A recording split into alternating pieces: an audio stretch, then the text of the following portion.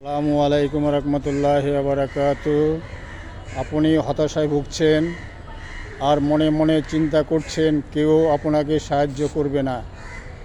এই 9টি জায়গায় কাঁদলে আল্লাহর সাহায্য পাওয়া যায়।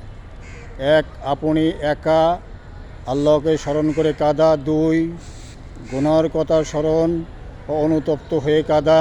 3, আপনার উপর আল্লাহর কঠিন পরীক্ষার সময় ভেঙে না পড়ে একা বসে কাঁদা। 4, সিজদায় মধ্যে কাঁদা।